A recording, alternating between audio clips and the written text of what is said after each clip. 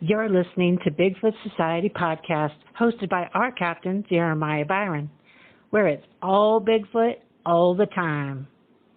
Have you ever had the urge to do more, to be more? Now you can by joining Bigfoot Society on the Patreon. Get ad-free episodes and even member-only episodes. Take part in movie night and even live video chats. Interact behind the scenes with Jeremiah and other Patreon members like me, Leia. The powerful podcast goes on, and you may contribute a verse in our Patreon community. Carpe diem. Seize the day, Bigfooters, and make your lives extraordinary.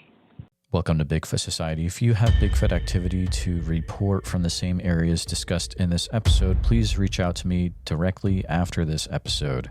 And if you'd like to be on the podcast to discuss a personal Bigfoot encounter, please reach out to me directly at bigfootsociety@gmail.com. Do you wish there was more Bigfoot Society to listen to every week? Well, there is now. If you become a supporting member over at Patreon, you get a special members-only episode every single week on Wednesdays, and sometimes even more episodes. Head on over to patreon.com/The Bigfoot Society. And now let's get on with the show. Hey, we've got another episode all about your comments from the YouTube channel. And there's some wild things in here. Now, remember, the thing is, if I share your comment, then I want you to reach out to me, bigfootsociety@gmail.com. And the reason I say that email is because it's easier for me to track things that are coming in, because we're at the point, guys, where there's a lot coming in all over the place. And so I don't want to miss your encounter when it comes in. The email is a great way to keep track of that. All right, first up, we have a short I uploaded about a year or so ago. It's the Bigfoot in Prince Edward Island, Canada. Short, and Coconut writes, not recorded with a potato. Somebody I worked with told me he saw a chimpanzee walking across the back of his property, and the tree line was somewhere in the valley. NS, I don't know what NS stands for, maybe Nova Scotia. Happened middle of the day. He said he was testing out a pellet with his brother, pinging pop cans. Heard rustling in the trees, looked and saw it going along in the trees and was swinging its arms. He said he pinged at it with the pew and it ran into the woods. I had to edit that a little bit. You can guess what I'm talking about. But guys, algorithms are crazy, and I don't want to get kicked off of certain platforms. So that's pretty wild. Love to hear more. Episode 534, which was the Pagosa Springs, Colorado episode. God is Perfect 668 writes, my son is at Fort Campbell, third largest army base in the country and tons of woods. They have been told the same. If you see or hear something, you have to call it in and get out of there. If your son wants to discuss this, have him reach out, please. And that goes for any military individuals. I've been having more than a few of you reach out to me to share what you've experienced. Some of you have to be anonymous, even not sharing where the base was at, what your name is. I get it. I absolutely get it, because you probably had to sign stuff going off of the guy I talked to the other day. But reach out to me. I would love to hear more about what you experienced. If you experienced a Bigfoot in your military base area during your training or on a mission, I'd love to talk to you about it. San Juan Islands episode, Leah writes, the Sasquatch really can be found anywhere in Washington state, almost anywhere around the world, really. I'm currently in Cle Elum, Washington. During the Jolly Mountain fire, I encountered one in my backyard in which I didn't have a fence. That was 6 years ago. It was solo. It must have been following the game trail that came through my yard. I moved to a different property with more space. I had a baby at the time. During winter in the city of Cle Elum, I found 2 tracks of human barefoot prints leading into the woodline on the new property. The prints were of a small child, maybe about a 4-year-old child, in a very much larger adult size. A couple summers after that, in the middle of the night, at about 1:30 a.m., there was a knock on my window after I closed and covered it with a curtain then sat down. I did not look out the window. My native friend told me to keep my windows shut and covered after dark, and I didn't listen, LOL. These were all one-time experiences. Rosalind is very close to Clelum. Thank you for sharing that. In Ginger's episode from Overton County, Tennessee, which is 501, Bubble Rings writes, I hope Ginger's boyfriend has heard many of these interviews and realizes that the young ones like to harass homeowners to see what they will do, LOL. On any one report did I hear about a window removed or broken in an occupied house. They tend to be quite careful around glass, but will slap a house or trailer. I've not heard of doors being smashed in. Extremely interesting. If you agree or disagree with that statement, put your thoughts in the comments. Back to the Bigfoot Springs, episode 534, Getting It Done, writes, there's a story of a Carson City veterinarian who examined one hit by a truck near Truckee back in the 70s. I believe that's in California. I haven't heard of this account, but I find it very interesting. If you guys know where to read this or where I can listen to it, please put it in the comments or reach out.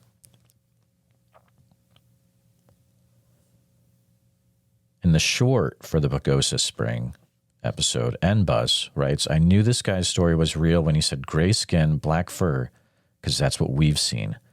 Found the units, mom, dad, teenagers, and a baby. N-Bus, reach out. I'd love to talk to you. On the re-release of the Joe Flippo episode, I believe it's 528, Gary Red writes, I saw one about 1 mile north of Highway 43 in Kiln, Mississippi. In the early 80s, at around 3 a.m. on the roadside, was squatting down when I first saw it at about 75 yards away. At about 30 yards, it stood up. Appeared to be 7 to 8 feet tall. It was cinnamon-colored, and I slowed down. It had blank, no aggressive look on its face. Reach out, Gary. On one of my favorite episodes,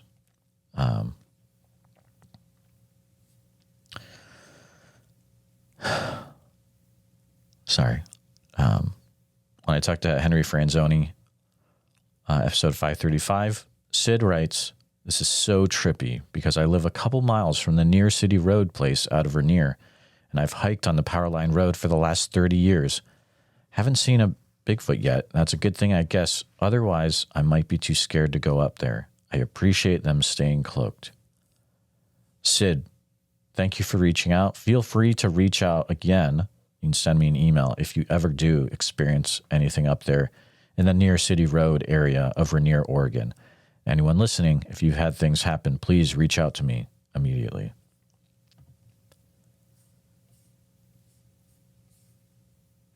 Also, on the same episode, Bear to Fruits writes, I saw an unalived beast in Rainier by Beaver Falls. It stunk worse than death. It looked like a dog, bear, lion, man. It had a dog-like face with huge teeth.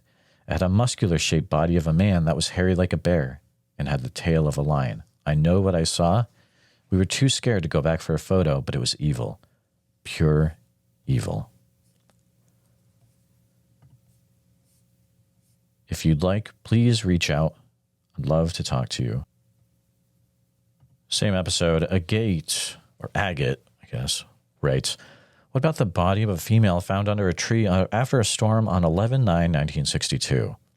Body was sent to Colorado and examined. Result, unknown species. USFS file 3305845333294734419B exhibit 4377, ? Wow, that's super specific. That's something I haven't heard of. I'd love to hear more about it. If anyone knows about this, please reach out. Could be an interesting story there. Chris also comments on this. Yes, that was after the famous Columbus Day storm of October 12th, 1962. I was age 2 at the time. I have heard the story about the body that was found crushed by a falling tree. Same episode, Wing writes, have you ever talked to Kevin Lang about Glag?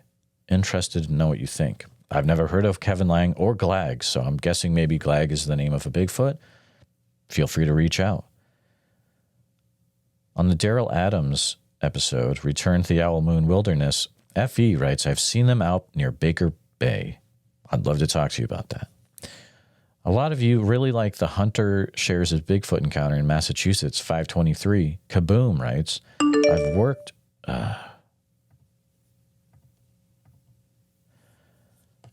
Kaboom writes, I've worked on this mountain for 18 years and never had an encounter. We've heard stories of the Cobble Mountain Critter for years. Some nights on third shift, I would drive up the dirt road into the forest and turn everything off and sit and listen in pitch black. If you're listening and you know individuals that have had encounters with the Cobble Mountain Critter, please reach out. AMG on the same episode writes, I grew up on that mountain, not far away from that reservoir. My bus dropped my best friend off on Cobble Mountain Road after school. And this is the first I'm hearing about this. And let me just say that back in the 80s, on that mountain, playing outside meant hiking through those woods to a brook that traveled all the way down to the Westfield River. And as a child ranging in age between 7 to 15 years, but I never encountered any animals, be it deer or bear. Probably because of as a child so young, my siblings and I were too noisy, and everyone who lives in the woods knows that animals are usually more afraid of you than you are of them. But I can testify that those woods can be creepy. Back to the Joe Flippo episode. Kim writes, I live in Sequoia County, Oklahoma, and on North 59, my neighbors told me that they had animals that looked like coyotes crossed with a hyena. And I never saw one for myself, but in 2022, we did have a Sasquatch hanging around for that summer in part of the fall. We heard whoops, and once it called out like a coyote, then switched to an owl. There were no other sounds, and I have several big dogs, and they would not bark or even head out to investigate. They always go after coyotes that get close, and my neighbors heard and smelled it when it got close. He left in the fall and hasn't returned so far. Ken writes on the Hunter shares his Bigfoot encounter in Massachusetts episode 523, I see the Bigfoot all the time. I have a similar whistle to their whistle to let them know when I'm in the area. And I give them food in the winter, yams, carrots, apples. I pile them up. There's a big flat rock that they leave me gifts, twisted stick figures, beautiful rocks. One time I turned a corner in the forest, and she, Bigfoot, was there, 2 feet away. She touched me on the chest and hit my Achilles heel at the same time. I went down like a rock, immobilized, couldn't even breathe. She turned and jumped into the creek and disappeared. Her baby was on her left shoulder looking at me when I left. I didn't do my whistle. When I went into the forest about half an hour later, I sat up and did my whistle, and then I left. Ken, reach out. Episode 521, Terrifying Tales from the Catskills. John writes, I'd love to share 3 face-to-face encounters, not just sightings in Connecticut. On one encounter, my dad, 82nd Airborne Paratrooper Bronze Star recipient, was able to spring a trap on one we thought was neighborhood pranksters. Would love to talk to you. Back to 523, Massachusetts Hunter. Ingrid writes, Holy moly, just found y'all from Mount Tom in Holyoke, Massachusetts. I've had an encounter and I'm thrilled to come across your content. I also know sign language. Reach out, please. On the Matt Pruitt episode, which is way, way back in the 300s, I believe, says, this is awesome. I was born in Northeast Georgia, had quite a few experiences living there. Please reach out. On a short that I made, Delta writes, these creatures exist. I've encountered them over a lifetime in the Uinta wilderness. In one instance, I spent enough time at a certain location they got used to me and didn't bother me, would just watch. One night, one of them decided to peek into my tent. No rainfly.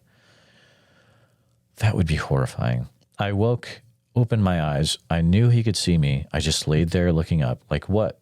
He was a male, big male, was probably just checking on me. I fell back to sleep. At no time did I feel fear. I have many true stories such as this one. Be advised, though, I hear that in some parts of the country, they aren't so accepting of humans. I suggest if you don't know what you're doing, do not attempt to engage with them. I have many years of experience, and at no time did I ever attempt to engage them. Reach out, Delta. Back to the San Juan Islands episode, Dragon writes, I listen to these podcasts because I had my own experience I find hard to explain. I know how he feels, LOL.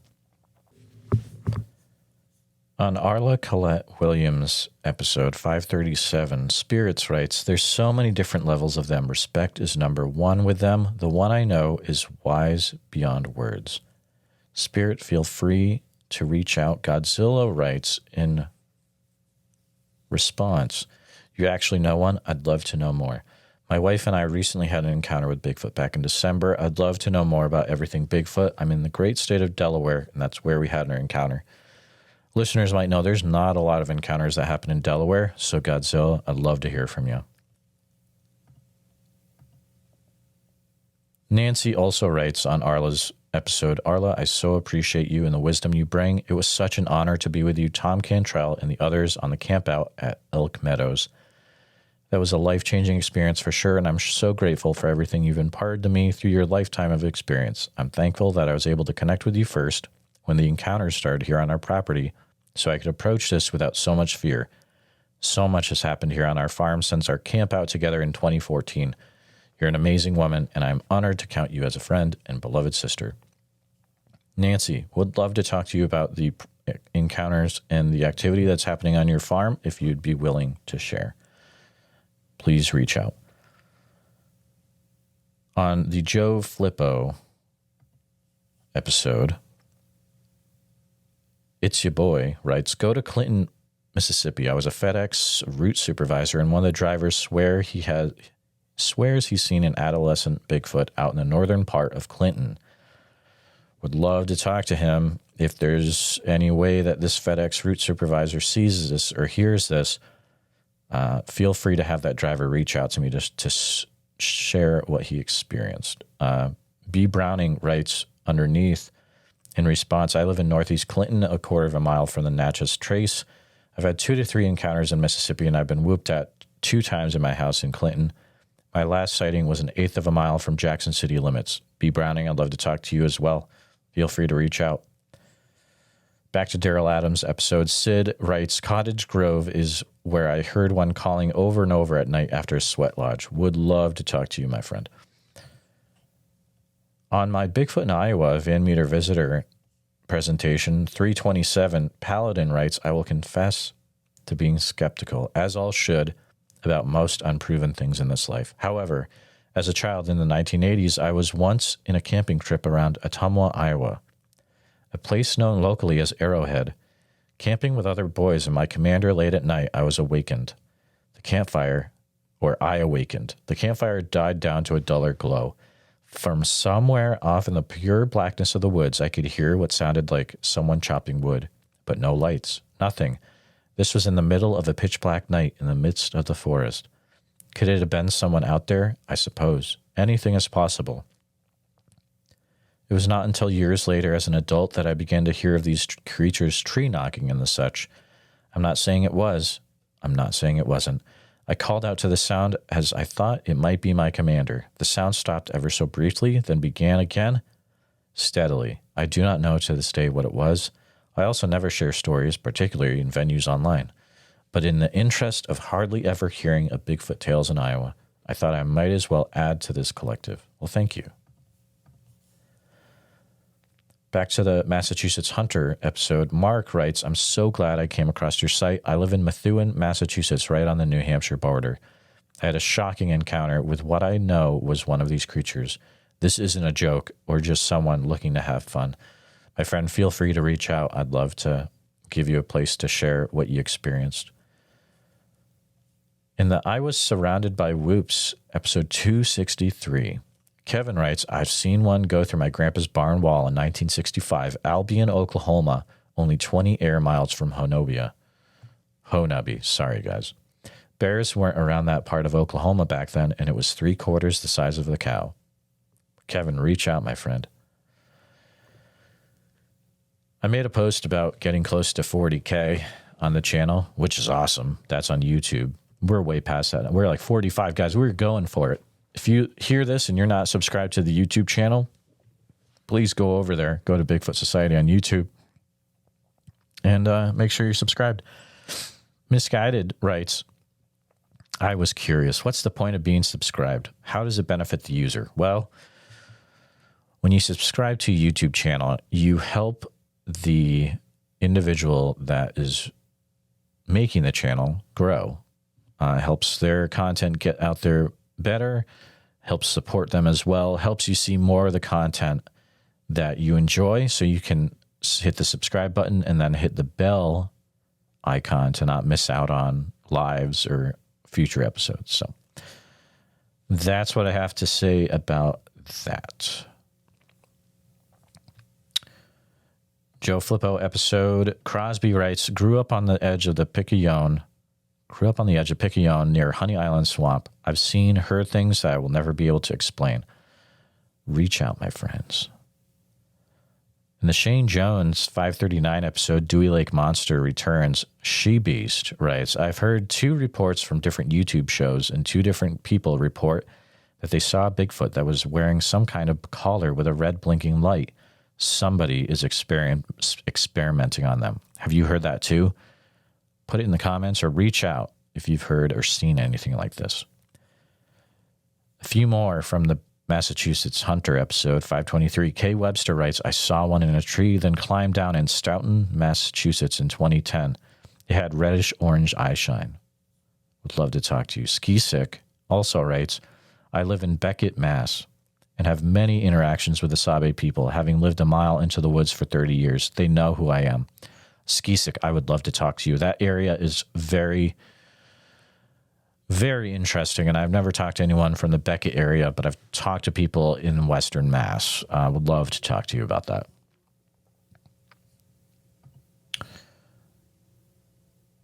An interesting comment. I love comments like this because it reminds me that there are different ways that people are helped by this content. Jed writes, I listen while having rest at home because I often feel a lot of pain and very unwell. Your videos are very interesting and they help me by distracting me. And for a moment, I'm so focused on listening to your videos because I have trouble hearing even when my volume is up as loud as it can get. I have a Bluetooth speaker that helps me hear clearly. And I forget in the moment about the pain and feeling sick. And when I stop watching, I soon start feeling sick and the pain again. Thank you for the comfort that your videos give me. I love hearing other people's experience with Sasquatch. I never carry weapons. I get along well with Sasquatch and Dogmen. Jed, hang in there, my friend. You can and you will get through this. And now you know why I release an episode every day. There are people that are greatly helped by listening to this. And this is my way of helping them. So thank you for listening, and I hope this helps a lot, guys.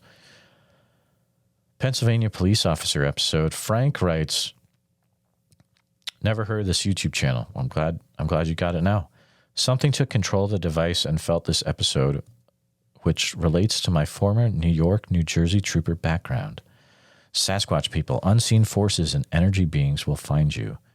Heavy contact several years ago, thanks to Sasquatch and other extraterrestrial beings. Many unanswered questions for several decades have intersected with other events. Everything is connected. Frank, feel free to reach out. On the Tyler Hall Shenandoah Sasquatch 540 episode, Stronger Than Bigfoot, writes, I live in West Virginia and can show you a Sasquatch hotspot in tree structures so huge you can't even wrap your arms around, stacked on top of each other like a cabin. Well, sounds interesting. Feel free to reach out, my friend.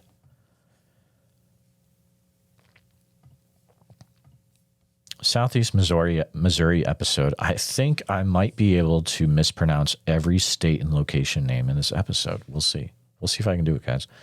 Episode 403, Cajun 1, writes, I'm just right across the road from Cape Girardeau. Got that one. I've been dealing with these hairy forest dwellers for years. If you do tree knocks, they get upset. There are bunches of them breathing down my neck and frozen in one spot. Also on Shenandoah Sasquatch episode 540, I'm from West Virginia, and when you left Beckley in the 1960s and early 70s, going to Hinton, West Virginia, when you get to the foot of the mountain and made a right turn, there's a small museum there on the left. They had a large image of what was a Bigfoot, and I think they had casts of the feet. We thought it was something to get a laugh or children's attention at the time. When you're near Hinton again, ask some local people in their 60s and older about that place and the artifacts they had. You might get a lot of good information about those artifacts. The last time I seen it open was in the late 70s. Good luck. Guys, if you know about that museum, I'd love to hear about it. So reach out or leave a comment.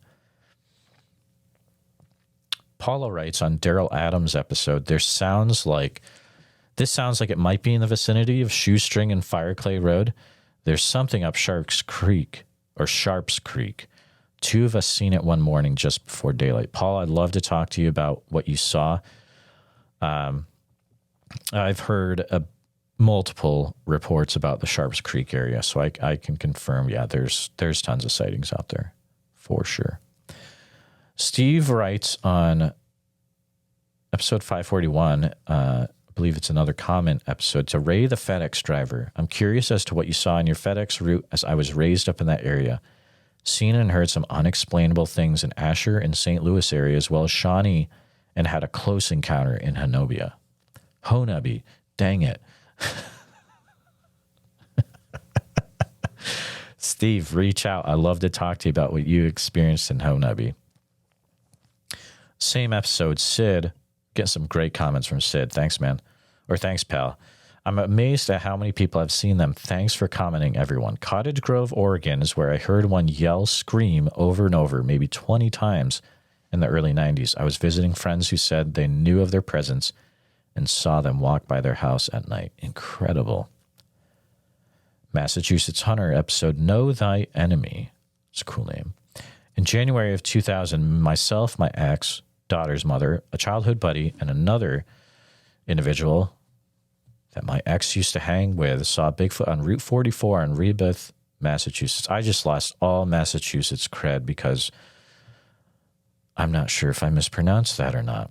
It's terrible. Well, I didn't live near it, so all right, take it as it is. Took me over 20 years to accept that it was a Bigfoot, but it was. I'd love to talk to you about it. Please reach out. Here's a big one from Henry Franzoni, episode 535. KR writes, can't believe I'm 6 days behind, but it's hay season, and even though I listen to your channel on my tractor. Yeah, rock on. That's awesome. But really sucks when so far out, no internet. But I live in Arkansas, right at the base of the Ouachita Mountains. And to be more spot on, in the valley between Petite Jean Mountain and Blue Point Mountain is Ada Valley. And 800 acres is where I farm, cut, rake, bale, and sale hay. Okay. With all that being said, it was 3 years ago this October. I was doing the third cut of the season, meaning I had already cut this particular pasture twice. So just a normal night to me, and that year is very long, hot season.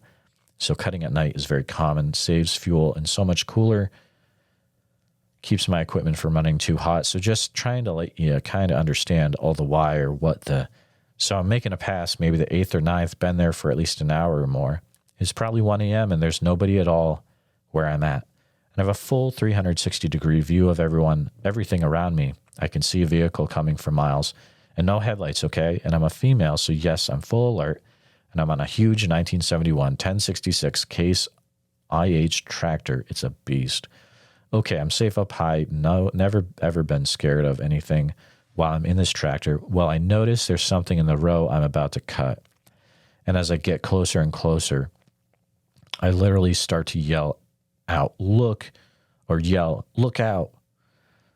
I immediately stop and shut down the cutter. I hit the PTO and the turn tractor off, come to a stop maybe 15 feet from this huge boulder. It would have destroyed my cutter and it probably would have killed me with metal flying everywhere. So I have a bar light that runs on separate battery. So if you want to hear the rest, you can contact me. I'm sorry I bored you, took up too much time. My name is KR, and spoiler alert, I have never been back to that field. The field was left uncut. I lost a lot of money not baling it, but I do believe he threw the rock to shut the tractor down for good. But I do think this Bigfoot could have been a mean. But if you want to know what happens from this point, holler at me. Scares me even to think about it. My friends call me Shelly. Well, Shelly, if you've got Bigfoot stuff to share, why don't you feel free to reach out, my friend.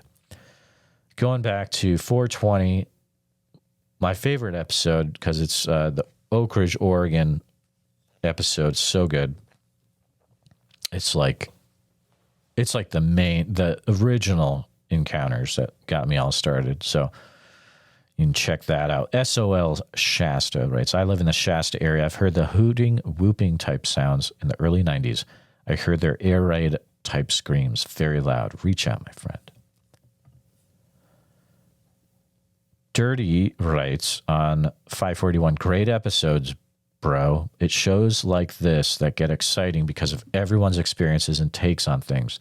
I've only mentioned this to a few friends, but hey, seems like the right time or place. Enjoy. It looked like an Ewok. Yep. I'm no Star Wars fan, but I'd know an Ewok if I saw one.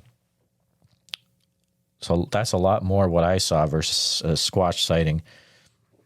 I even remember the truck we were in. So the year had to be 1999. Central New York, Virgil to be exact. And for a location, we were driving from Cortland into Virgil via New York 392 towards Greek Peak Ski Resort. Hung a right onto Van Donsel Road, which eventually turns into state land, and the power lines as well as the back top side of Greek Peak's chair number 5. I worked there. Anyways, I was with a buddy, and we were in my 87 Dodge Dakota mini truck, slammed out, so driving slowly. I was taking him up there to check out a new spot I found to shoot 22s. We get around the last bend, still dirt rocks, and then start up the hill to the clearing. The hill was pure shale, layers on layers, chips and chunks all over. So I'm driving slow. 2, we're going uphill, and 3, I stopped the truck. It was the only automatic vehicle I've ever owned, so I put it in park. Also had my foot on the brake and sat there waiting for my buddy to change CDs. I remember this like it happened yesterday. Something slammed into the back of my truck, hard enough to push it uphill. Not far, but enough. The truck lurched and settled. We both spun around as fast as we could, and the only thing I can say is it looked like an Ewok. Ha ha ha. Unreal, perfect description. Wow. But we only got a glimpse of it jumping, running from behind us to the bank hill to our left. Personally, that moment is when I literally went full tilt into Sasquatch research, etc. I joked that it was a baby Bigfoot, but we both assumed that we most likely just ran into, or should I say a baby bear most likely ran into us. Virgil Cortland has bears, so that wouldn't be out of the question at all, but whatever pushed ran into the back of the truck had enough force to roll it uphill. And I'm fully aware of the weight of bears. I just can't make the physics work out. That said, it was still enough to make me a 100% believer. I do a lot of motorcycle off-road riding and hearing random knocks in the woods in different locations in the middle of nowhere, and believing always keeps my head on a swivel. From Sam. Sam, thank you for sharing. If you have anything else to share, Bigfoot related, feel free to reach out. That was a fun story. Same episode, El Garla writes, the guy who heard a Bigfoot off Route 114 wasn't far from where I heard the same thing in Exeter, New Hampshire this year. I heard trees breaking at about 11 p.m. in a wooded area behind a hotel I was staying. It's very bold of them to get so close to populated areas. It wasn't human because the branches being snapped were very large. Also strange is why they break branches. Wild stuff.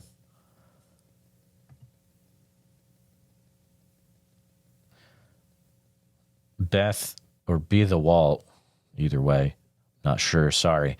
On Fred Roll's episode, writes, please stop calling it a creature. It's another kind of being, as we are relic hominid.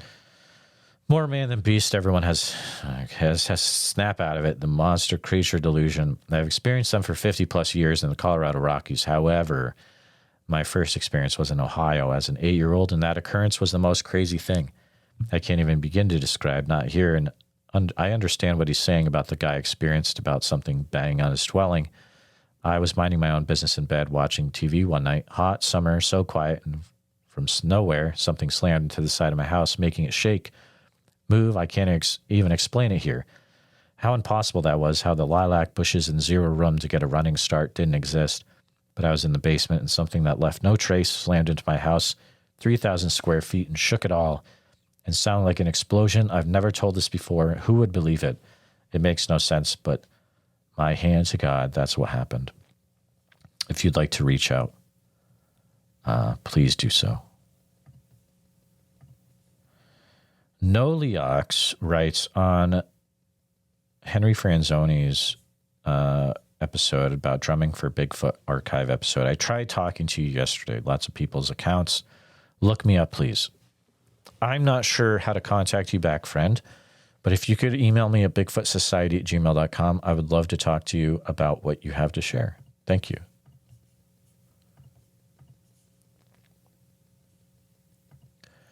On the Joe Filippo episode, MCC writes, always good information.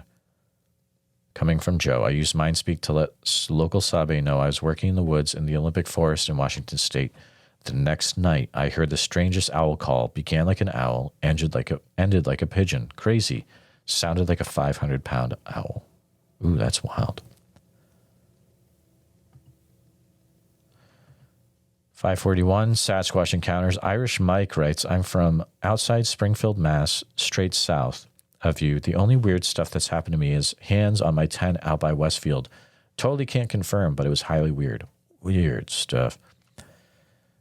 Hunter, Massachusetts Hunter in 523, Steve writes, I had an encounter 30 years ago, Bedford, Billerica line in Massachusetts.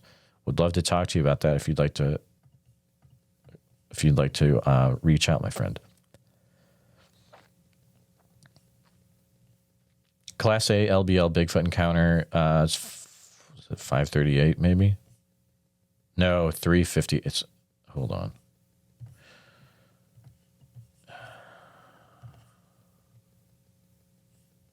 It's in the 300s. RTF writes, I've been listening for years. Thank you. My aha moment was with Chuck Jacobs from Arizona 4. He taught the forest people are everywhere, like humans, different kinds of forest people. You don't have to go way on the woods to encounter Sabe forest people. Another thing, you can attempt to mind speak with Sabe. If they're nearby, you may surprise them with your mind speak greeting. Some Sabe will reply, some will not. They are around us usually when you're near greenways and woods. Some travel, some stay home like humans. Once you tune in to the signs and symptoms of Sabe, you will have encounters eventually.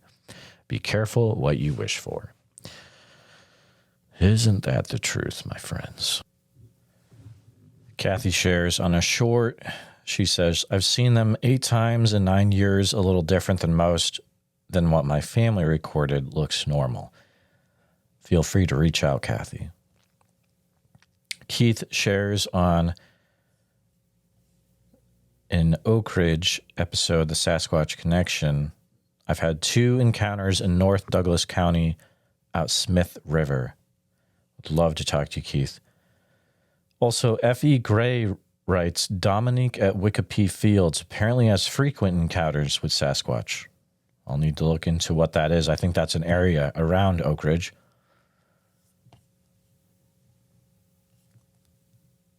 On the shocking link between Bigfoot and missing persons, Rick writes, I live in Texas and have a habituation area I've been studying for 44 years. Would love to talk to you, Rick. On Robin Haynes' episode, 60 years with the Sasquatch people, Craig writes, former camp counselor from Mount Rainier here. Bigfoot is very real. Most of them are peaceful. The government calls them illusionary hominids. Be safe and stay armed. Carry flares. They don't like the bright light. Washington State, a.k.a. Sasquatch country. Would love to talk to you, Craig. Patty also writes, Robin, if you go to Arkansas Bigfoot with Rachel/Ken King, they have a troop of Bigfoot behind their acreage. They understand and also communicate with their troops. So if you get a hold of them, you both will have a lot in common. Love to hear more about that. An interesting thing I didn't know about Australia on a short for Robin. Here in Australia, we sometimes find our dogs 15 feet up in a tree hanging off a branch twisted like a licorice stick. Ooh, that's brutal. Fizz, thank you for that information. Feel free to reach out if you have any more info. On the Eric Tipton short, James writes, I've seen Bigfoot in Arkansas. Would love to talk to you.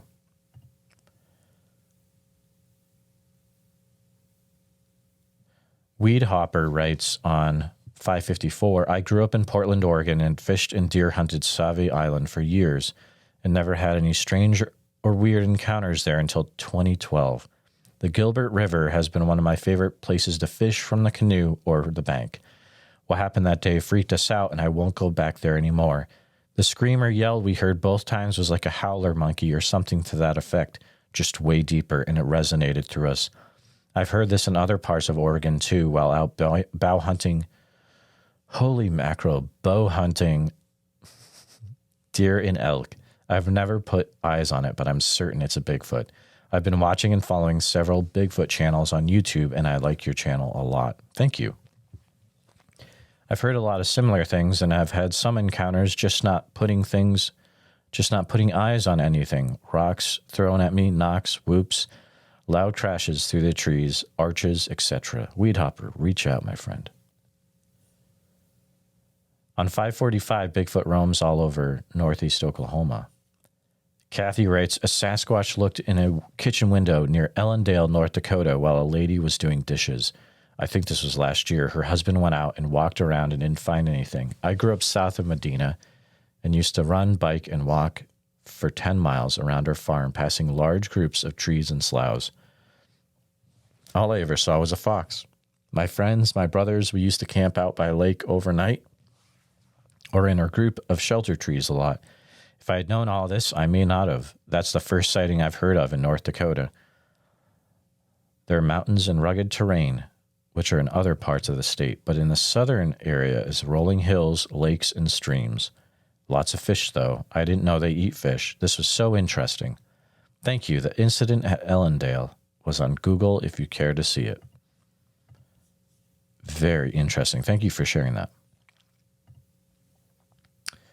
Same episode, Candace writes, I worked in home health care for 25 or so years. My area was Delaware County, Mays County, etc. I never had the opportunity to see a Bigfoot, but most of my patients were Native American. I loved them so much. I would ask questions, and most of them told me their stories. Let me know if you want to hear more. I do want to hear more, Candace. Absolutely reach out, please.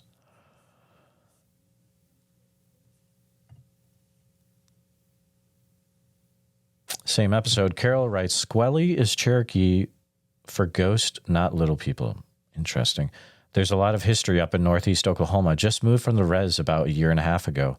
I lived up on Lake Fort Gibson. Grew up on the Illinois River. Grand Lake, my aunt and uncle had a place up there, plus Spavinaw. My mom's from Adair County, just below Delaware County. Beautiful country and lots of history and weird stuff goes on in those woods.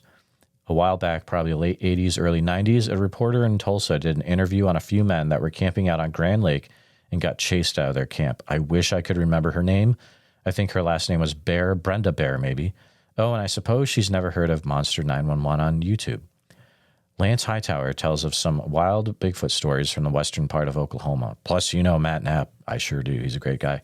I'm sure he could tell you some more, too. Oklahoma is as busy with Bigfoot as Texas is, Jeremiah. You should really go down and go camping up on the lakes and rivers up in northeast Oklahoma. It's gorgeous and lots of fun. Thanks, Carol. It's on the Oklahoma stuff's going to happen next year. Absolutely. Probably in the fall of 2025. We'll see. It's still being planned right now. Bigfoot ran us out of Tennessee, part 1. Lucas writes, I've encountered several bears in the Rankin WMA in the past. They are all over Cook County, Newport. I'm a Newport native. I've had several encounters with something that I can't explain hunting all over this county. Would love to hear more. Here's another one it looks like from Australia, from Robin Hayes Short. I totally disagree. They're known to hunt kangaroo, wild boar, and all sorts of wildlife here in Australia. There's many reports of them hating and hurting dogs, too. Few dogs have been killed by yowies here. That's Australian Bigfoot. Owners have found their dogs flung up in trees with their necks broken, sadly. Oh, that goes with the other one we heard. Man, that's terrible. Randy writes on 545 Northeast Oklahoma, Jeremiah Uchi is spelled E-U-C-H-A. I work that area. I've heard many stories of that area all along the Illinois River, around the east and south side of Grand Lake and Uchi Lake. Down around Lake Tenkiller, they are all over. I install satellites, so those are my customers. I love blue-collar workers that have Bigfoot stories from their customers. If you are a person, first off, Randy, reach out to me, please. I'd love to talk to you. But if you are an individual where you're like a plumber or anything like that, and you are in an area or like you're a delivery guy and you're in an area where there's a ton of Bigfoot action and you just get tons of stories from your customers, reach out to me, please. Send me an email. I would love to talk to you hardworking individuals that also are really boots on the ground getting all the Bigfoot information for areas. 545, same episode, Jeremy writes, I heard a story about a group of Sasquatch that was seen fleeing an area when an area was flooded for the lake in northeast Oklahoma. I'm thinking they were seen around Spavina by several people, and there was an article in the paper about the incident. It might have been Lake Uchee that was flooded with a dam opening to quickly flood the area like an Oh Brother Wow Thou.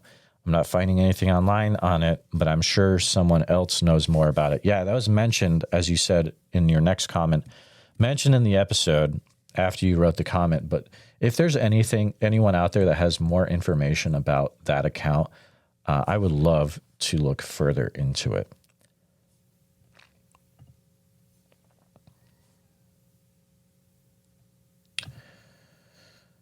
Episode 397, Sabine River, Texas. Here's a longer one, so get ready.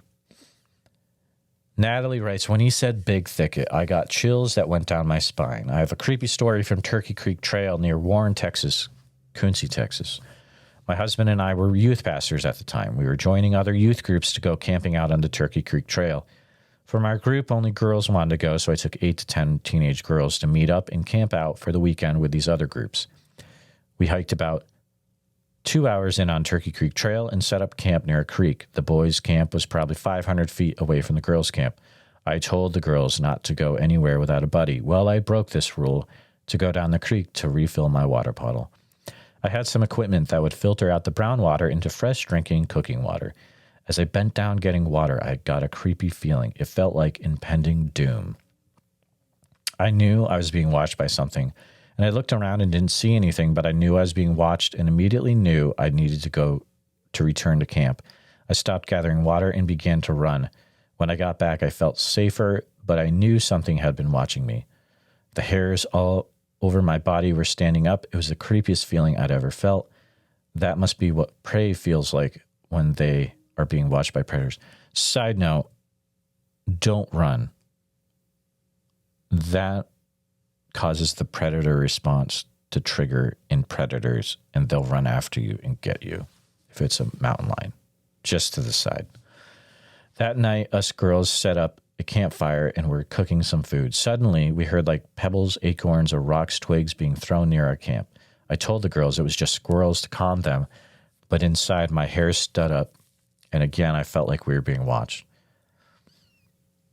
We heard lots of snapping twigs. I just kept a close eye. That night, we went to bed, and as the girls were sleeping, I couldn't sleep. At one point, I heard a scream. At first, I thought maybe it was a scream of a bobcat or something, but it sounded deeper and had a different tone. It was blood-curdling. All the girls woke up freaked out. I lied and reassured them it was just a screech owl. I know, terrible to lie, especially since I was their pastor's wife, but I needed to keep them calm. They all believed me and ended up falling back to sleep. I couldn't sleep. We were sleeping all together in a huge 10 to 12 person tent. I ended up hearing footsteps around the camp site throughout the night and just prayed. I did hear what I thought was a bobcat, wildcat scream at one point. It had that feline-type tone. And I did also hear hogs in the distance, and I think they came close to camp. I also heard hoots of owls too, big owls. I still don't know what that original scream was. It was animal-like, not human. For years, I thought maybe it was a panther, but it was way deeper and more rustic. The tone was different. I can't describe it. It always bothered me that I didn't know what I heard or what was watching me. But over the past few years, as I've researched Sasquatch Bigfoot, I've listened to sounds of screams, hoots, and such that people have recorded doing field work. Those noises are the closest things I have heard to match the scream I heard that night on the trail. When he said he was in the big thicket and had that experience, the whole experience rushed back to my mind and my hairs stood up. Jasper Newton is about 1 hour from where I live and from where my experience happened. I wonder if it was a wood ape Sasquatch that watched me and that we heard that night at camp. I just remember feeling so relieved when we left camp and walked back to the front of Turkey Creek Trail. I was relieved the girls and I got back safe. Something was watching us. I've never been back to Turkey Creek Trail, especially not at night. As a matter of fact, I have only gone back to hike one of the trails in the Big Thicket Preserve maybe twice since then, and I still just feel on high alert and can't seem to enjoy myself. There's something out there. Bigfoot, Black Panther, I don't know, but there's something big. That's a wild account. Thank you for sharing that. Here's a fun side note. From 547, we found Sasquatch in Savvy Island. And I'm going to edit this a little bit, but you'll get it. Was the Squatch spotted at the clothing optional beach? That was Marilyn who said that. And below, Wasamata says yes. And there was an incident back in the early 90s at the Rooster Rock clothing optional area that caused a number of men in their birthday suits to scatter and become temporarily lost and separated from their clothes because they refused to return towards the tall grass beach area where their clothes were. And I'm going to guess, guys, is that Bigfoot related? I don't know. Because they refused to return towards the tall grass beach area where their clothes were, and so they were coming out by the family boat ramp park freeway, and a few were found hiding in the woods around there. Is Bigfoot involved? I don't know. I'm confused, guys. I'm confused now. All right, let's continue. Let's see. Harley Hoffman short. Edward writes, Bigfoot is real and on my property in Amador County, California. Edward, please reach out. I'd love to hear more. Hunter from Massachusetts, 523. John writes, I did run from one encounter, and you guessed it, Massachusetts, USA. I've had several encounters in Massachusetts. We grew up with 3 cemeteries around our house on Georgetown, Byfield, Massachusetts line, right where I grew up. Interesting. Please reach out. Harley Hoffman, Bigfoot is real, Dean says. I used to not be a believer, but when you see one, it changes everything. Me and my son's mother saw one at the river by our house. The thing was massive. Ooh, snap. Southeast Oklahoma's Bigfoot encounters. Lee writes, I lived in Washington at the foot of the Olympic Mountains. That whole area is a hotspot from Sequim to Forks. That's what I hear, especially right now. Check out bfro.net for more. Same short biker writes, I'd say something like this at least once a week when I lived in Oregon. I spent most of my life in Florida, but I've only actually had one encounter with a skunk ape. Are you saying that you would see something like this at least once a month when in Oregon? I'm a bit confused, but reach out to me if you have things to share. 547 Savvy Island. Maria writes, we saw a Bigfoot in 2010 up on Northwest Dixie Mountain Road. It crossed the road in front of us. It was massive and the blackest color of black I've ever seen on this earth. It almost seemed otherworldly. So I know that they live out there. This is a road that will take you out to Highway 30 that is very close to Savvy Island. Thank you. Would love to talk to you, Maria. Reach out, please. From another short, John writes, sounded like a dang elephant coming through my campsite in Western PA. The ground was vibrating with every step. I didn't look outside, but could see the thing's shadow.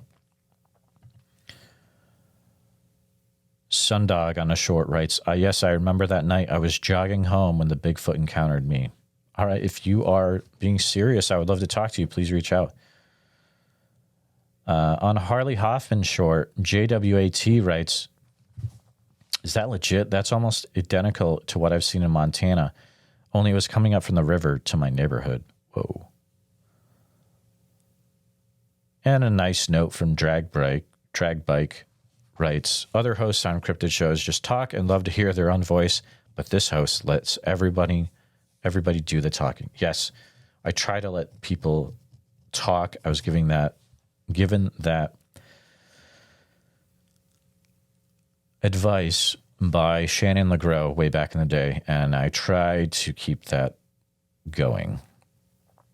Or I try to just be quiet. I mute myself a lot.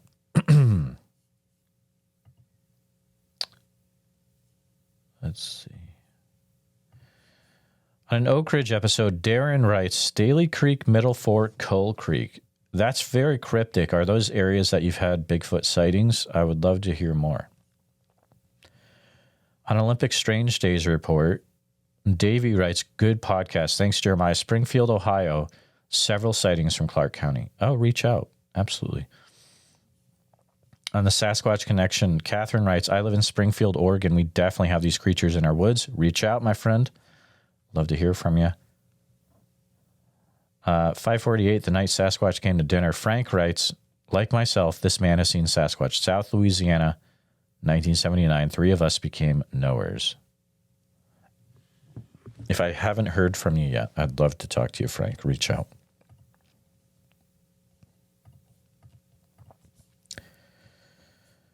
.548, Katie writes, I grew up in outside of Chehalis, Washington. My parents have been on this property for over 50 years. We've had many bizarre things going on until recently. I've been able to piece some of it together. I still have no real concrete idea, but after listening to a lot of podcasts, I'm starting to get a clearer picture about who was tapping on my second-story window of my bedroom while I was a child, too many times to count. Katie, reach out, please. I'd love to talk to you. We've got the Memorial Day footage short. Robbie writes, I saw something extremely similar to this clip at the end of Snoqualmie Pass in Washington State. We're having breakfast here, breakfast there, and sitting at a table, and there is a ski run. You can see the lift going up, and I saw the same looking dark figure straight moving, and I mean moving across the open area of the run. I saw it for a couple seconds and announced, hey, that guy is getting after it. Hey, look at that. And my entire table and the couple of tables close all stopped and got to check it out for a few seconds. And then Ski Run Sasquatch, that's funny, that's a throwback, made it to the trees on the other side and was gone. You know, I never even thought about going up there to check prints or trackways. Until just now. Weird. Anyway, it was a bit blatant that it was moving faster than a human could manage.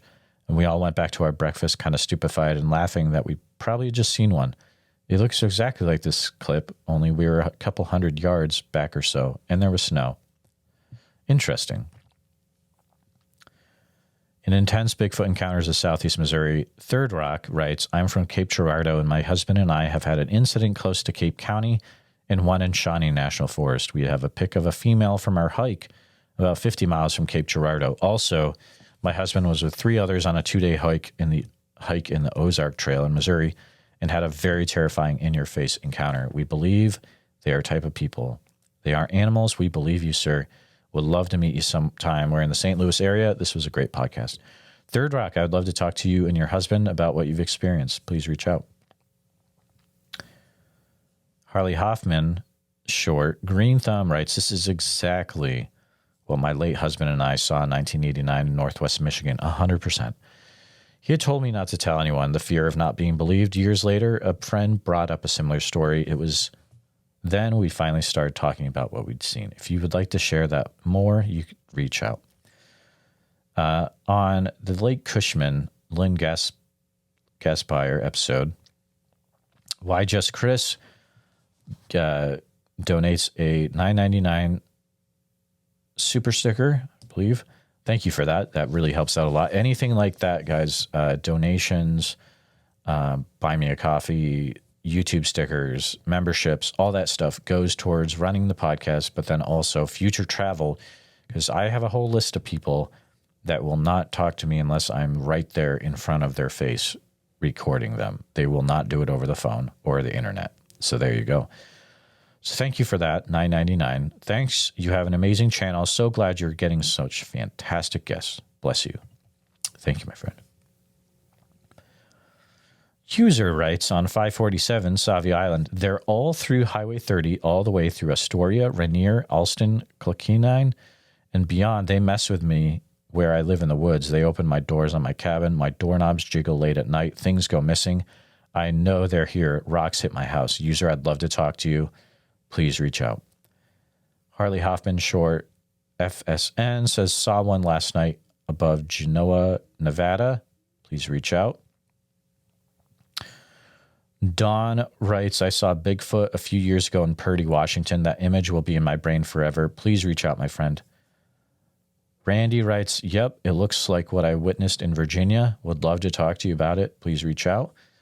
Grant writes, my grandfather saw a Bigfoot in Oregon back in 1979 in an orchard of apples. He couldn't believe what he was seeing. I never saw one ever, but he swears it was Bigfoot. I think if there was a Bigfoot, they would have died off. John writes, me and my friends saw one back in 75 on a horse farm east of Louisville, Kentucky, I'm guessing. We were just about 15 feet from this thing for maybe 10 to 12 seconds, and then it just turned and slowly walked into the woods. John, reach out. I'd love to talk to you.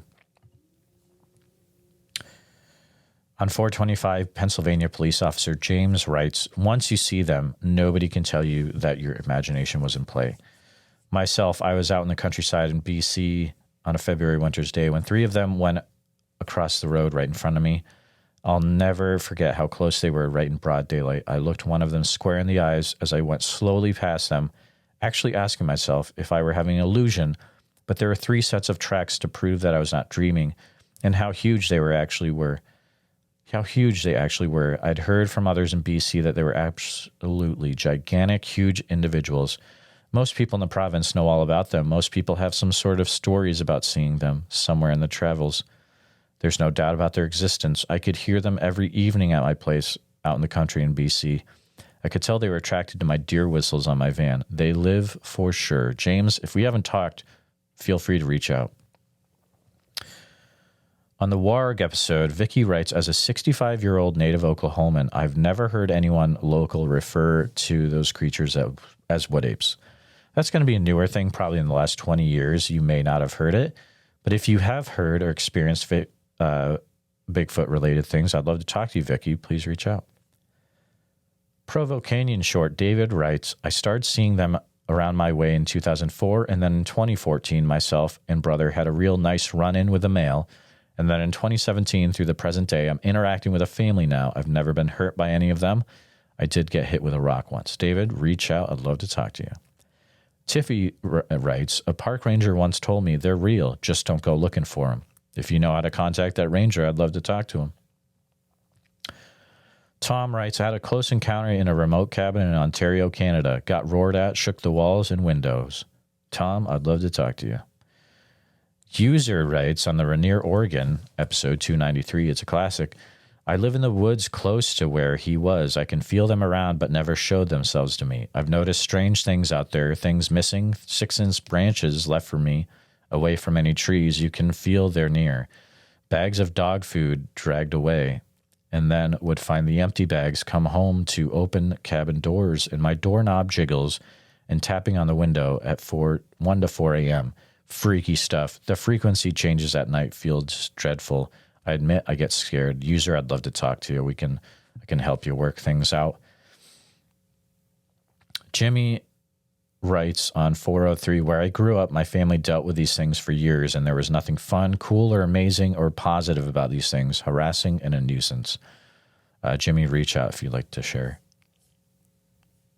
On the Cass River, Michigan shore, Dan writes, canoeing on the Ausable River by the pit toilet that keeps getting knocked over, felt someone watching us. Me and about 15 Boy Scouts going down river. Smelled something nearby, rounded up the boys and got them going as quickly as possible. Still creeps me out thinking about it. If you'd like to share what happened, please reach out.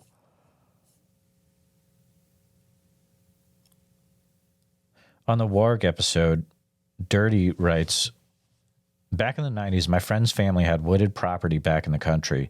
We'd usually go out there every weekend to camp out and be even stupider in a confined environment. LOL. Tree surfing was one of the things we used to do too. It's ridiculous, but ridiculously fun.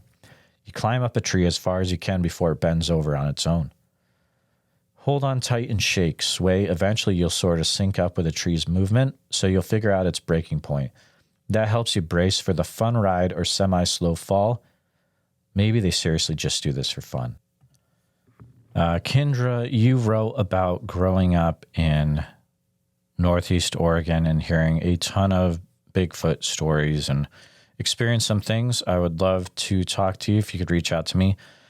Huge thanks to AAO for sending 2 $5 comments. Thank you, Jeremiah, for helping me finish my puzzle. Absolutely. And I will be But you'll have my email back by the time you hear this. So check your email. But thank you again.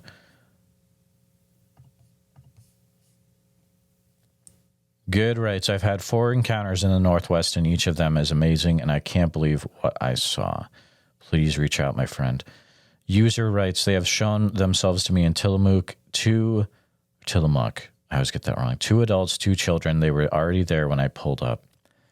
Would love to talk to you as well.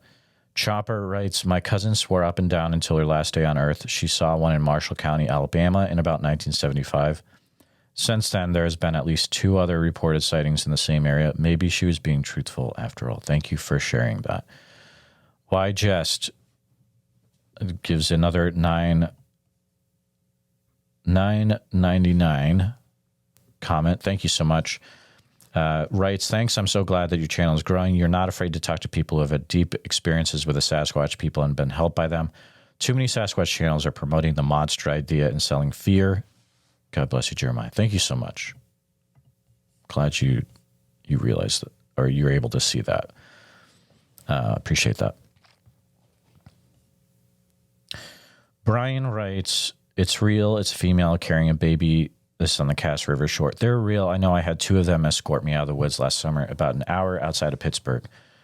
Brian would love to. I don't think I've talked to you yet, Brian. Feel free to reach out. Brag, my extremely insane sighting you couldn't handle. I'd love to talk to you about that. Tulane on the Warg episode, since the late 60s, never heard it referred to as wood ape, especially not down in the southeast where people have been saying that they've been seeing something. There were reports back in the late 60s, early 70s, and the Geary area near some still hard to find caves. Tulane, if you've got information to share, I'd love to talk to you. Please reach out. On the It Follows 553, Chris writes, I know that campground in Ukiah. I was sleeping there in my camper in June of 1992 when I had a strange dream of a Sasquatch peering in the window at me. Still don't know if it was just a dream or a real event. I'd have seen the Sasquatch poop as well. In September of 1990 in Jefferson Meadow at Mount Jefferson, Oregon, I found a boulder, and behind the boulder was a pile of purple poop that looked like a giant had used the boulder as a toilet seat. The poop was huge and full of huckleberries. 5 years before that, we'd lost 2 horses in the same place. We staked them out for the night. At daybreak, the horses were hysterical. They pulled their stakes out of the ground and ran off. It took a week to find them. The afternoon before, our Doberman took off and ran 5 miles back down the trail to our truck. He had never done this before. He loved nothing better to run ahead of the horses on the trail. At the time, I thought both the dog and the horses had been spooked by a cougar. Now I wonder. In May of 1993, I had an encounter when I was on foot on a trail on Mount Hood. Chris, I would love to talk to you. Please reach out. Sounds like you have a lot to share. James shares on the Harley Hoffman shore. I worked at the Holiday Inn in Raton, New Mexico, doing maintenance when state troopers brought in a man who had just wrecked his car. He claims he ran off the road when Bigfoot ran across the road in front of him. He was terrified and shaking when he told us his tale.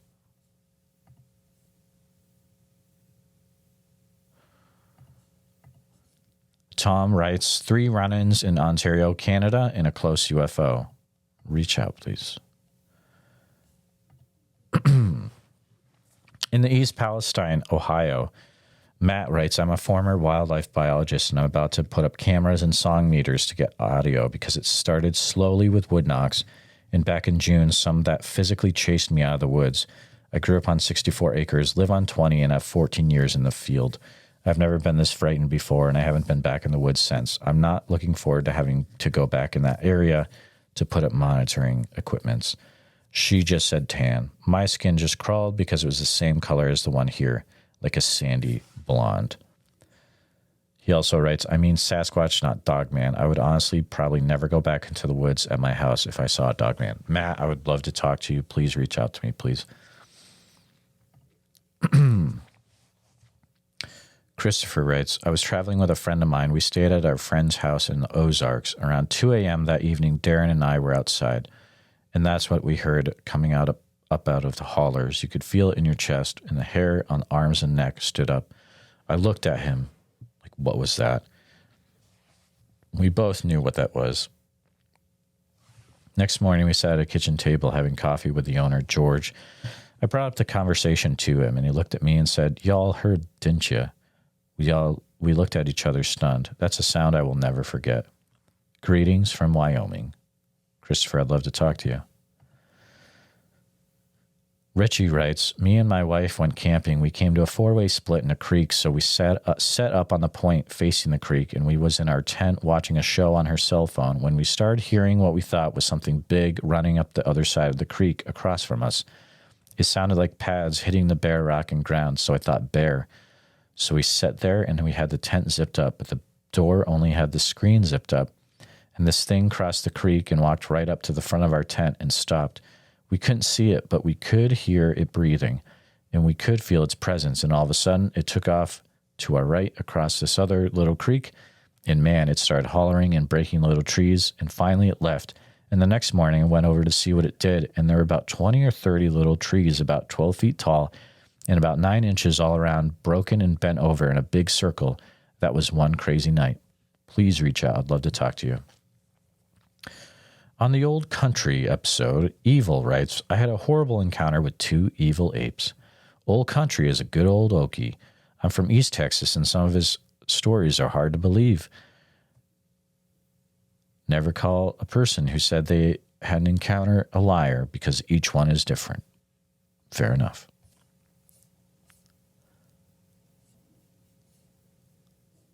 Here's an interesting one from the Wild Horse Lake short. Scott writes, just days after Mount St. Helens blew, we lived in the forest area between Camas and Vancouver, Washington. I was coming home at 9 p.m. from friends. I heard something out in the backyard. It was in the lot next to ours. It stood up, made this scream. I'll never forget, jumped a 6-foot electric fence and ran off. Would love to talk to you, Scott. Reach out, please.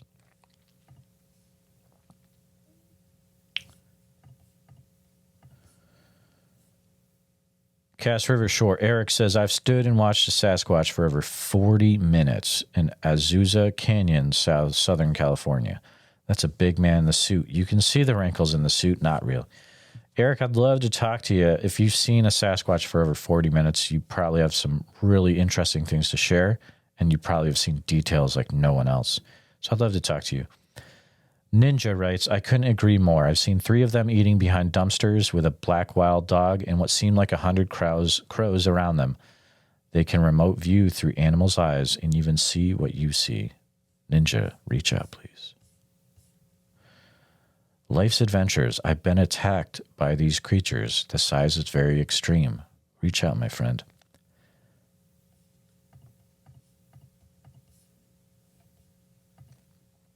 In East Palestine, Backwoods writes, I'm from across the state line in Washington County, Pennsylvania, almost literally a stone's throw from Meadowcroft Rock Shelter, close to a small town of Avella. I'm in my 40s and spent most of my life in the woods, hunting and fishing in my teens through 20s, and now mostly just go out digging medicinal roots, fishing and hiking. I can say for sure I have had several encounters, and let me tell you, the hair will seriously stand up on the back of your neck, and you will get the most intense run and don't look back feeling you will ever have. And if you're ever unlucky enough to hear a roar at 100 yards or less, it feels like standing in front of a speaker at a concert and the bass vibrates every cell in your body. Stay safe and God bless. I really think that they want to be left alone and don't mean harm, but at the same time are territorial. And I really do believe that they're possibly trying to get us to stay away from certain or dangerous animals. Sorry, certain or dangerous areas. I don't know. Only had 2 encounters in all my years. Only thing I do know is that I know for sure they aren't made up or make-believe. Would love to talk to you, Backwoods. Tubeless writes on the Packwood, Washington episode, there is a spirit quality to Bigfoot that the brain doesn't know how to quite process, I think. As my friend and I walked past one that was sitting on a log, and it still towered way above us, and I'm over 6 feet. And if we weren't looking directly at it, being only a few feet away, we wouldn't have seen it at all. The only thing my brain could say out loud was, notice how still it can be? To my girlfriend, wide-eyed and in complete awe, we just continued to walk past it, never looking back. It actually felt like a sacred moment, I guess, as we ended up camping only a few yards away. The next morning, out exploring, I ran into the big guy's daughter, around 6 feet tall, peeking around a tree. That's when my brain said, okay, it's time to leave. Nice meeting you. What an awesome experience that was. No fear at all, but we knew we were in their living room. Tubeless, I would love to talk to you.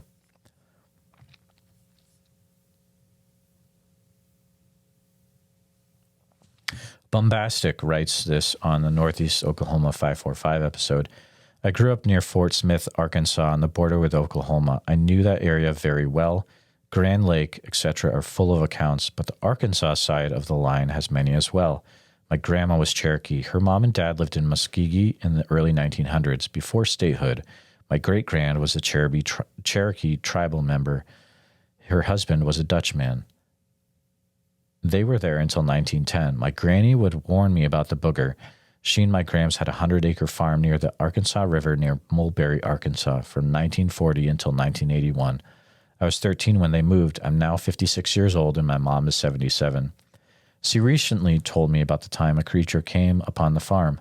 My granny saw it, ran, and got the kids, including my mom, and hid under the stair closet. She had a weapon that fires. They could hear it grunting, groaning. Mom said it sounded like it was hurt or angry, maybe both. It passed through. My gramps was gone that day. All of the sons were grown, all grown and gone by that time. The year was around 1961. I had a teacher friend that I worked with in Fayetteville, Arkansas, that told a story on the promise that I keep it quiet. I was a science teacher, and he was as well. He drove a bus in the mornings and had a position that allowed him the time. Early one morning in probably 2008, he was driving down a rural road called Harmon Road in Washington County near Springdale. It was raining, had rained all night, and streams were running well. It was 6:30 a.m. His lights hit a thin, reddish-haired bipedal being following a creek. A car across the road paused and looked back at my friend. It was skinny and didn't get excited. My friend stopped the bus briefly. The thing just continued west along the creek. I've heard many more stories in the Oklahoma area. Would love to talk to you, Bombastic. Victor, on the Packwood episode, I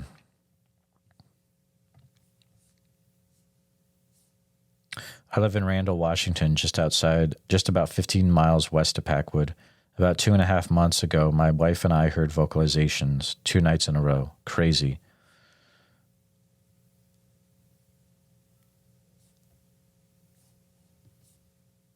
Shelley writes, my bestie went to Packwood, Washington last month to scout elk. While they were taking a bathroom break, a pine cone was thrown at my friend. She accused her boyfriend of throwing it before he could get back to her. Another pine cone was thrown, then a rock, then a wood knock. They got out of there. The next weekend, they climbed up a mountain to scout again. This time, they pitched a small tent in the middle of the night. Her boyfriend came flying out of the sleeping bag, screaming. Bigfoot was pressing down the tent. They couldn't leave and hike back 15 miles in the middle of the night, so they got quieted down and fell back asleep. Then my friend woke up to a finger poking her through the tent. I asked her what it felt like. She said, a finger.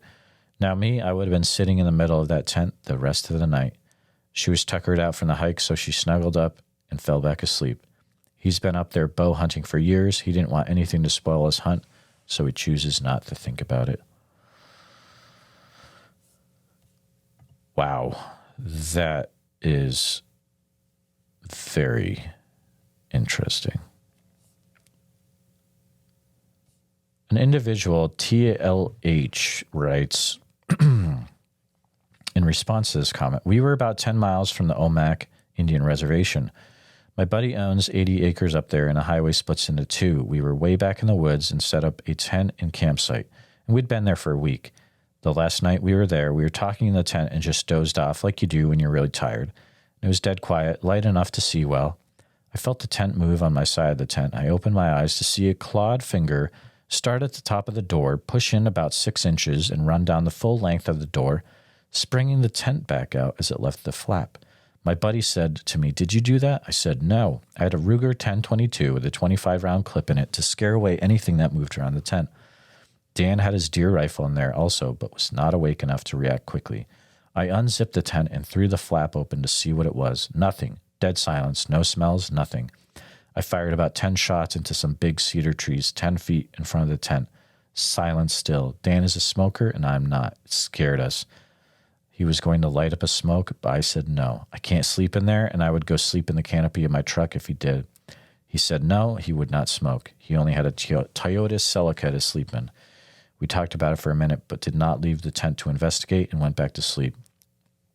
Next morning, we looked for footprints or tracks, but found nothing.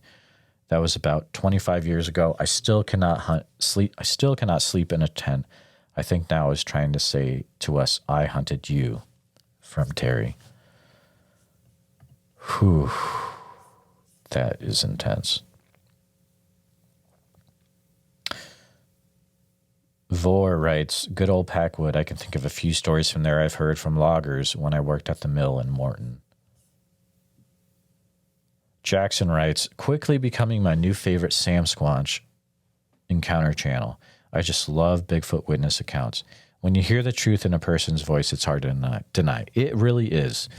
And thank you for listening. I appreciate everyone that listens and that shares. Please keep sharing this channel.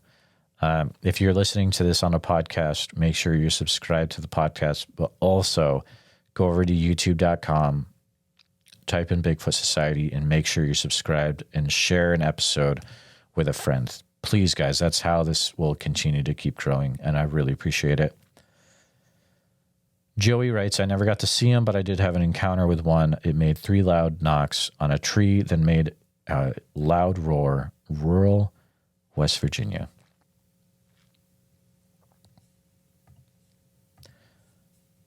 Continuing on. We had our, Cece writes, we had our honeymoon on Orcas Island in the San Juan Islands in 1995.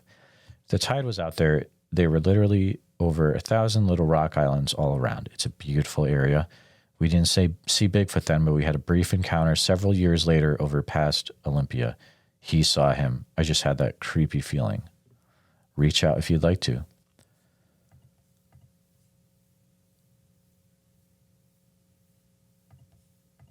Packwood episode, Doodle writes, one stupid night, I thought it would be fun to drive down in Arkansas from Joplin, Missouri.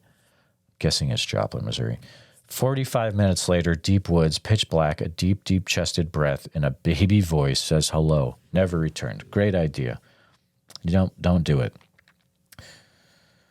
Randy writes, I used to hunt in Cherokee County with my native friends. They are there, but most people will never see them.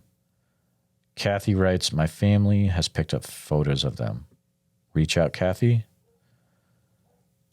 Johnny, they are real, and I know what me and my wife saw. Myself didn't feel it, was out to hurt nobody, just looking for food. We need to leave them alone. Reach out if you'd like to, Johnny.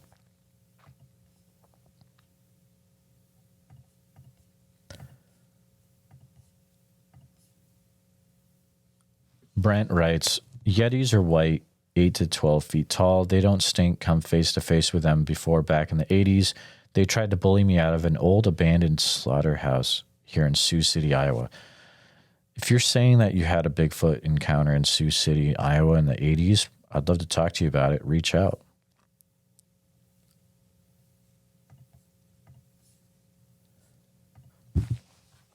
Good writes, in Washington State, where I live now after moving from Alaska, I love being in the woods and have been my whole life.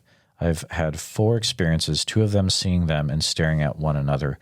I'm a tall man myself, 6'4", 247 pounds. I was looking up and I'm half Duwamish Nisqually native. That each time was very unique experiences. Give them space and mind your own.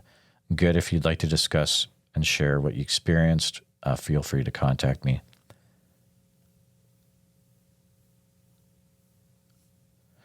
The sister, Carrie, is needing some help. Hello, I have a question. I lived in Missouri and grew up there. They always watched me near Mark Twain National Forest, and now I just moved to Kentucky. I'm still sleeping in tents, but hear werewolf howls. Are there any, mean ones around here, Stanton, Kentucky, close to Red River Gorge? Any along the Daniel Boone National Forest, where me and my son and husband go hiking on the trail there? Help her out in the comments if you can, guys. Crash writes, that's just about what I saw on the Willamette River 40 years ago. Reach out if you'd like to share.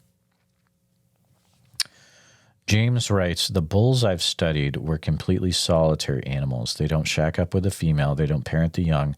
They don't live with mates or relatives or in troops. They were completely solitary creatures other than to breed, and they will fight to the death for over property and breeding rights.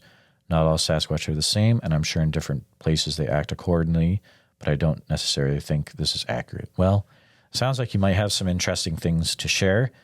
If you said you've been studying the bulls, which I believe you probably are talking about the males, so please reach out. It would be an interesting chat. Tuppence, Sweet Mary Poppins. Is that a Mary Poppins reference? I'm just assuming maybe it is. I live in Rainier, Oregon, in Bigfoot area. The deep woods hold secrets. I've heard breathing and large tree limbs snapping and breaking. Tuppence, reach out if you'd like to share what you're experiencing.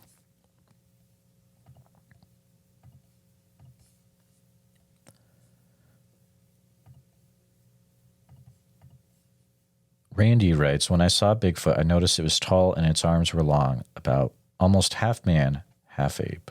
Reach out, Randy. Dirtbox writes, I live about 30 minutes from Tahlequah and saw one on Highway 412 near Enola exit on October 17th, 2017, about 10 p.m. on my motorcycle. Would love to talk to you, Dirtbox. Kelly writes, I love these videos. I've seen my share of things deep in the woods, including what looked like a baby Bigfoot. Nice. I'd love to talk to you about that. I haven't had too many baby Bigfoot episodes.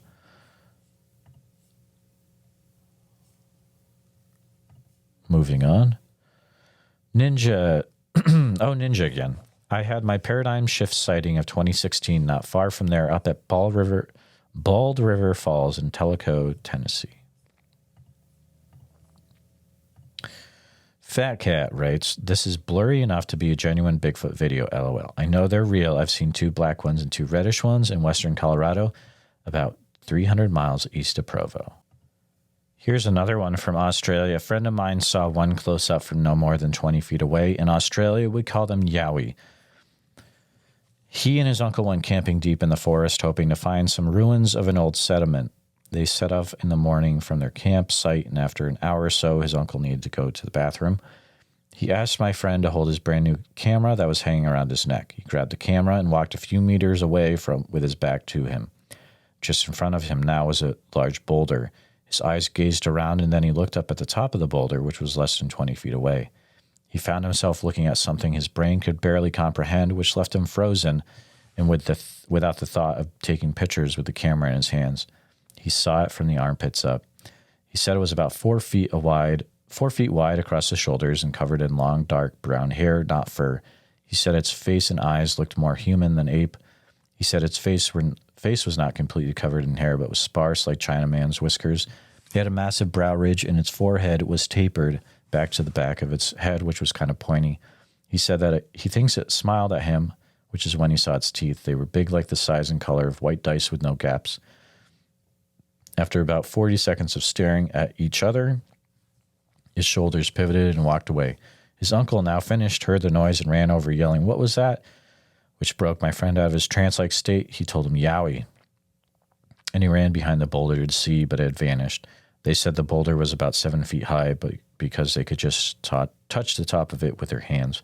From what they estimated, it must have been around 9 feet tall. This happened nearly 40 years ago, and his story has never changed. If he is available to talk, if he's still with us, I'd love to talk to him. If you can pass on my information, bigfootsociety@gmail.com. Stephen writes, my 2 friends I grew up with witnessed a Sasquatch below a bridge in Packwood. They were walking over the small bridge, and they looked down over the bridge to the embankment of the river, and bent over, drinking water, was a huge hairy Bigfoot. It looked up at them and started going up the embankment up to them. They took off running and never looked back.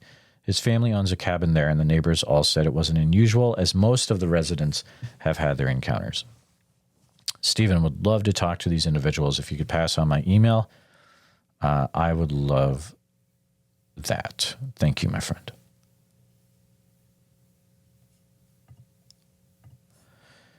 Cash writes, one smacked my cabin at 1:45 a.m. Ethel, Toledo, 2 miles from Mary's Corner. Went out and fired my shotgun, something running away and grunting.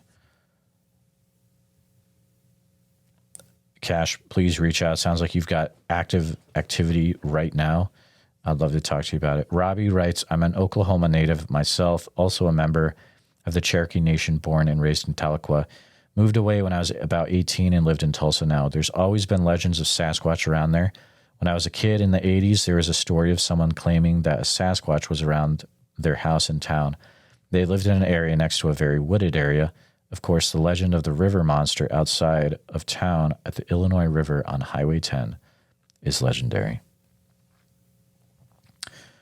David writes, awesome footage. Seen them myself in Australia. Reach out. I love how there's so many Australia comments now. This show is really getting around the world, guys, and it's because of you guys sharing and telling your friends all about it, and I appreciate it, guys. Knucklehead, I heard if you were based at Fort Bennington, you definitely saw Bigfoot. They said they would literally see multiple Bigfoot daily. I'd love to hear more about that. If anyone who has had a visual sighting at Fort Bennington, please reach out.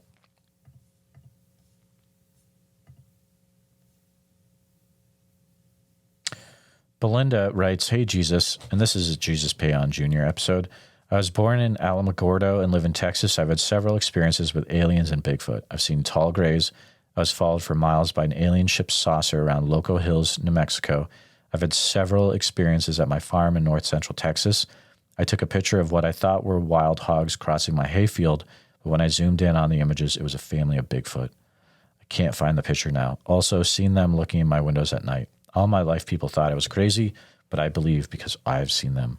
Belinda, reach out, please. JS writes, old boy was picking them up and putting them down on the Memorial Day footage. I find these people so incredibly fascinating. I saw one here in West Virginia around 2001 to 2002 deer hunting. Would love to talk to you. Geraldine on the Lake Cushman episode 558. Thank you for sharing your experiences. And as always, Jeremiah, thank you for the time and work in making these videos available to us. Guys, it is a lot of work, but it's so worth it to give a place for people to share their encounters. You have no idea. It is so rewarding, and I appreciate you guys listening. Continuing on. I have a question about some recent, well, I'm not sure what to call it, LOL. I can't say a sighting, but also can't say not. However, I really don't want to start a big public hullabaloo in the area for nothing. I just am unsure who best to chat with a little bit about the area and what I've seen. Geraldine, you can reach out to me, and I can keep stuff anonymous or, not share it if you want, but reach out to me, Jeremiah. Nope, not that one. bigfootsociety@gmail.com. Kara writes, great interview. We live in an amazing world. Sometimes we just need to slow down, watch, and listen. I had my own sighting, and it was an astonishing experience to see something out of myth become reality. I'm glad he used that word. Astonishing kind of nails that feeling. Keep up the great work. Love your videos. Kara would love to talk to you.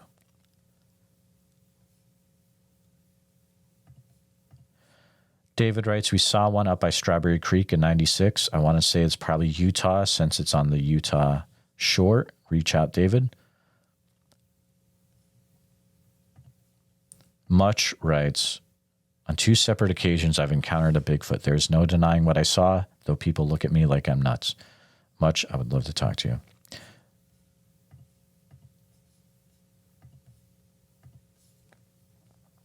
And last but not least, TCC writes, interesting. It's wild in the wilderness. As a visitor to the Washington Cascades about 110 days a year. That's awesome.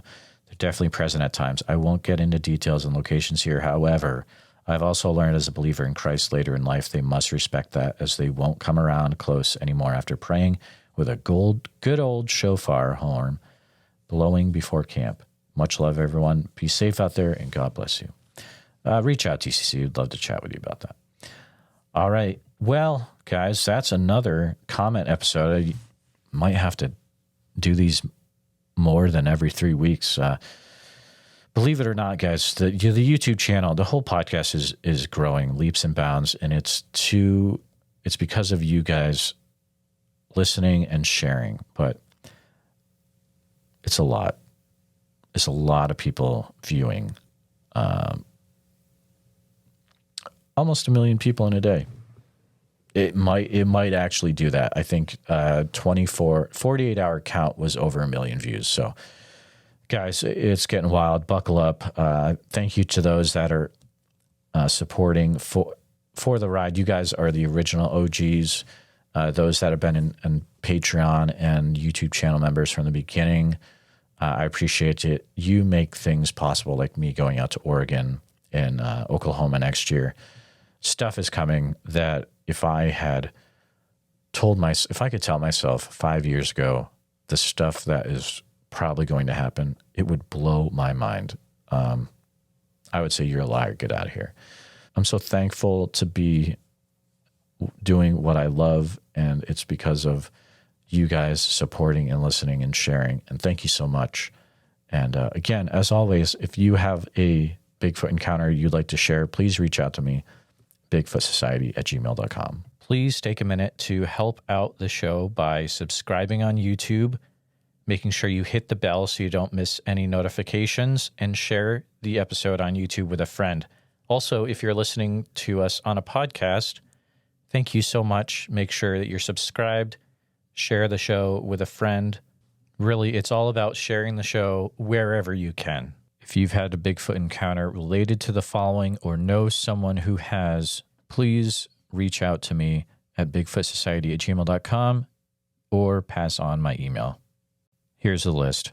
If you've had any encounters in Oregon, which I'm sure there's probably a few of you out there, please feel free to reach out immediately. You can use email bigfootsociety@gmail.com. A special thank you to all the Bigfoot Society Patreon and YouTube channel members. It's your support that helps keep the show going, and I extremely appreciate it. If you want to join in the fun, you can join over at patreon.com/the Bigfoot Society. I'll see you there. And again, thanks for listening.